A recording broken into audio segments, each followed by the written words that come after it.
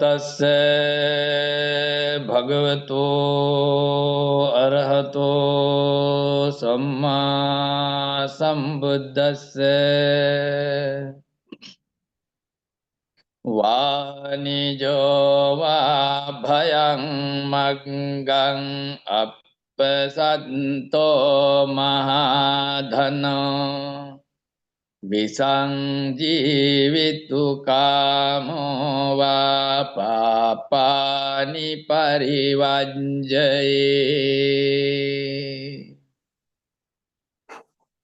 जिस प्रकार धनी व्यापारी कम सुरक्षा कर्मचारी के साथ जोखिम भर खतरनाक रास्ता में यात्रा नहीं करते हैं, उस प्रकार समझदार व्यक्ति पापों को विष मांग करके उसे त्याग देते, दूर रहते हैं।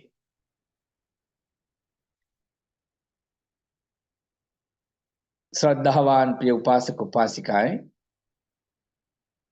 आज भी महाबोधि धम्म सभा में शुरुआत धम्म चिंता के लिए मुझे निमंत्रण किया, उसी के लिए आप सभी लोगों को धन्यवाद।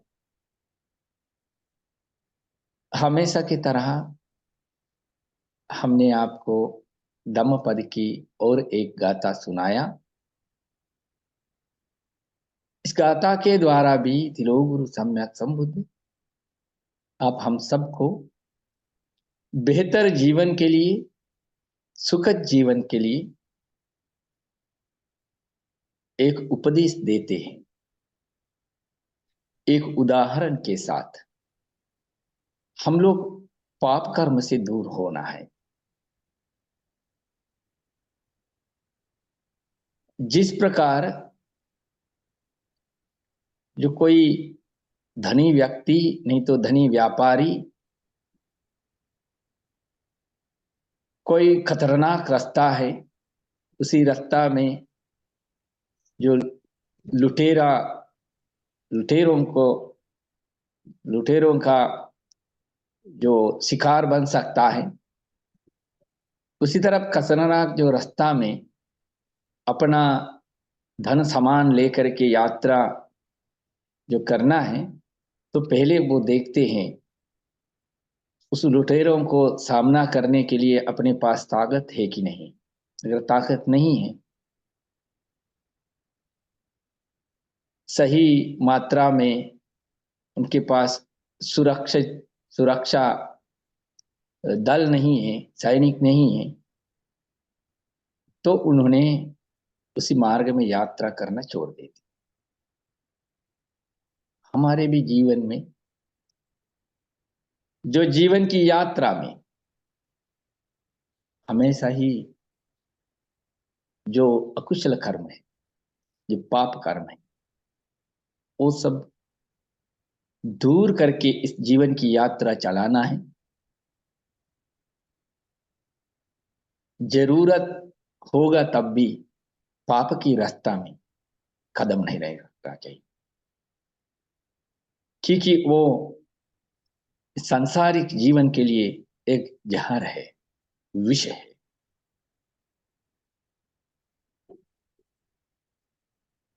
इसी तरह जो पापों को, अकुशल कर्म को विष के रूप में जानकर समझकर उस पाप की जीवन से दूर रहना है, मुक्त रहना है।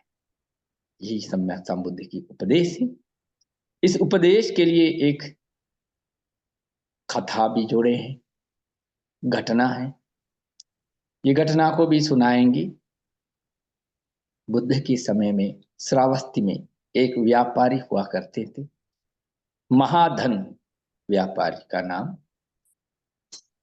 वो महाधन व्यापारी ने एक बार व्यापार करने के लिए अपना गाड़ियों का कफीले के साथ, 500 गाड़ियों का कफीले के साथ निकलने के लिए तैयार हुआ। फिर उन्होंने अपने साथ जाने के लिए कुछ भिक्षुओं को भी निमंत्रण किया। उस समय ज्यादातर जो व्यापारिकों का कपिले के साथ भिक्षुओं को भी लेके जाते थे। भिक्षुओं के द्वारा उनको ये लाभ मिलता है, भिक्षुओं का सेवा पानी सत्कार कर सकता है, दान दे सकता है। इसी तरह जो त्यागी व्यापारी लोग अपने साथ भिक्षुओं को भी लेके जाता है। वो भिक्षुओं ने उनके साथ जाते वक्त उन लोगों को भी रास्ता में और लोगों के साथ अच्छा संबंध बन सकता है, क्योंकि भिक्षु लोगों को प्रवचन देते हैं और लोगों का सम्मान भिक्षुओं को मिलता है। तो कहीं अगर कुछ समय कुछ दिन रुकना है तो उसी के लिए भी भिक्षुओं का समर्थन व्यापारियों को मिलता है। और भिक्षुओं को भी एक तरह से धर्म को प्रचार प्रसार करने के लिए जो व्यापारियों को द्वारा सहाय मिलते हैं, उपकार मिलते हैं। इसलिए दोनों पक्ष मिलकर चलते थे। तो इस बार जो महाधन के साथ भी कुछ भिक्षु लोग मिलकर यात्रा शुरुआत किया।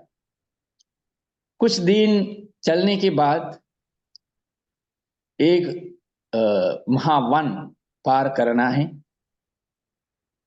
उस महावन के बीच में हमेशा लुटेरे पड़ा रहते हैं, तो व्यापारी क्यों को लूटते हैं, लेकिन किसी भी हालत में उसी वन को पार करना है। इसलिए उसी वन के सीमा में जाकर वहां पे कुछ दिन जो गाड़ियों का कफिले रुक गया। वहां रुक के महाधन पता लगाया आसपास गांव में उनका जो सहायक लोग बेचकर उधर जो चोरों का डाकुओं का खतरा होता है कि नहीं, पता करने के लिए कुछ लोग भेजे थे आसपास गांव में। फिर एक सहायक को पता लगा चोरों का एक टुकड़ा जंगल में जाकर के इस व्यापारिकों को, महाधन की जो व्यापारी है महाधन को इंतजार कर रहा है लूटने के लिए। इसी तरह पता करके वापस उन्होंने आया और सहयोगी आकर के महाधन को ये सूचना दिया, कुछ चोरों का दल हम लोगों को इंतजार कर रहा है, अगर इसी रास्ता में जाएगा तो लूटेगा, इसीलिए खतरा है। फिर महाधन देख रहा है उनके साथ उतना पर्याप्त सुरक्षा दल नहीं है, सामना नहीं कर सकते हैं। इसीलिए उन्होंने फैसला किया वापस वापस घर लौटने के लिए। फिर ये भी सूचना तुम्हारा चोरों को चला गया, ये व्यापारी वापस जाने वाला है। फिर दूसरा तरफ से वो जो लुटेरे हैं वो लोग जाकर के घर वापसी रास्ता में भी इंतजार करना शुरू कर दिया, जो इसको किसी भी हालात में लूटना ही है सोचकर। फिर गांव वालों के द्वारा जो भिक्षु गांव में जो प्रवचन देता रहता है, उपदेश देता रहता है, इसलिए गांव के साथ अच्छा संबंध बनते हैं। तो उस गांव का लोगों के द्वारा महाधन को सूचना मिल गया कि चोरों ने वापसी घर वापसी मार्ग में भी इंतजार कर रहा है लूटने के लिए। फिर महाधन ने फैसला किया, ना आगे बढ़ेगा ना पीछे जाएगा, इधर ही और कुछ समय इंतजार करेंगे।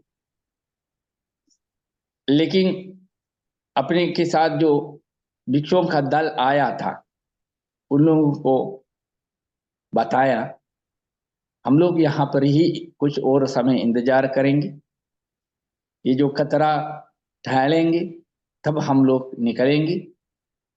लेकिन आप लोग इतना समय अगर इंतजार नहीं कर सकते हैं तो आप लोगों को आगे बढ़ सकता है, नहीं तो वापस चला जा सकता है। फिर उस भिक्षु ने फैसला किया, श्रावस्ती बुद्ध को मिलने जाना है। फिर ये लोग वापस बुद्ध को मिलने के लिए गया। जाकर बुद्ध को अभिनंदन करके फिर उन लोगों के साथ जो रास्ता में जो घटना हुआ, इस घटना के बारे में सम्यक संबुद्ध को पूरा डिटेल के साथ बताया।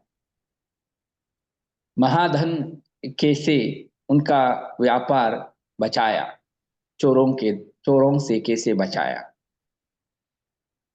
फिर ये घटना सुन करके सम्यक संबुद्ध उन भिक्षुओं को समझाते हैं। जो व्यापारी हैं वो व्यापारी जिस प्रकार खतरनाक रास्ता में नहीं जाते हैं, जो पर्याप्त सुरक्षा नहीं मिलने पर वो उसी रास्ता को छोड़ देता है, ठीक उसी तरह व्यक्ति भी अपना जीवन की यात्रा में जो पापों का, जो पाप कर्म का, अकुशल कर्म का, जो विष के समान, विष के साथ जो समान करके उस सबसे दूर रहना है, वो सबसे मुक्त रहना है। इसी तरह बुद्ध ने उपदेश दिया, समझाया। फिर इस घटना के द्वारा अब हम सबको यही उपदेश मिलते हैं। हमारा जीवन में अलग अलग तरीके का काम करना पड़ते हैं। जाने अनजाने में कभी कभी गलत काम भी सामने आ जाता है, तो वो करना है ना करना है, बार बार दुविधा में पड़ जाता है। इसलिए ये जो उपदेश मन में रखना है, किसी भी हालात में हम लोग हमारा जीवन में जो भी गलत कदम उठाने का जो फैसला आ जाता है, तो वो जो पाप है, जो अकुशल कर्म है, ये जीवन के लिए, सांसारिक यात्रा के लिए एक विष है। इसे विष मान करके उससे दूर रहना है। उसके लिए आप सभी लोगों को सम्यक संबुद्ध की उपदेश पर अपना जीवन सुधारने के लिए बुद्ध धम्म संघ की आशीर्वाद प्रार्थना करते हैं। आज भी आप सब लोग बहुत शांत से धम्म की जो उपदेश सुनते रहा। धम्म उपदेश सुनने में धर्म श्रवण की कुशल शक्ति मिलता है। इस कुशल शक्तियों के द्वारा प्रार्थना करते तिलोगुरु सम्यक संबुद्ध से लेकर के जितना भी भिक्षु भिक्षुणी उपासक उपासिकाएं ये धम्म को प्रचार प्रसार के लिए योगदान दिया, उन सबको शांति प्राप्त हो। और महाबोधि संस्था के संस्थापक बोधिसत्व अनगारिक धर्मपाल जी से लेकर के जितना भी संस्था के द्वारा जुड़े हुए धर्म की प्रचार प्रसार के लिए योगदान दिया, उन सभी भिक्षु भिक्षुणी उपासक उपासिकाओं को शांति प्राप्त हो। तत्काल में महाबोधि संस्था के महासचिव परम पूज्य शिवली बंते जी से लेकर के जितना भी उपासक उपासिकाएं भिक्षु भिक्षुणी धर्म प्रचार प्रसार के लिए योगदान देते हैं, उन सभी लोगों को भी प्रार्थना करते, उनका घर परिवार को भी आप सब स्वस्थ रहें, सुखी रहें और अपना अपना जीवन की जो इच्छा है वो सब सफल हो जाए और तिलोगुरु सम्यक संबुद्ध की बोधि मार्ग में जाकर सांसारिक दुख अंत करके सबको सुख प्राप्त होगा करके प्रार्थना करते हैं। भवतु सब मंगलं रक्षन्तु सब देवता सब बुद्धानुभावेन सदा सन्ति भवन्तु ते। भवतु सब मंगलं रक्षन्तु सब देवता सर्वधर्मानुभावेन सदा सन्ति भवन्तु ते। भवतु सर्वमङ्गलं रक्षन्तु सर्वदेवता सर्वसङ्घानुभावेन सदा सन्ति भवन्तु ते।